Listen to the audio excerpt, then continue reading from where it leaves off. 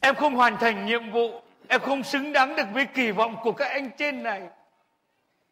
Nhưng mà em cũng khổ lắm. Nhờ anh nói với người dân dưới hạ giới, sang năm tới cố gắng cải tạo ý thức tham gia giao thông. Chứ em không làm nổi nữa đâu, em cố lắm rồi. Anh Hoàng ơi, em cũng chăn trở lắm. Sung sướng gì đâu. Cả năm làm việc cật lực mà ai cũng mắng, ai cũng chửi. Càng nghĩ càng buồn.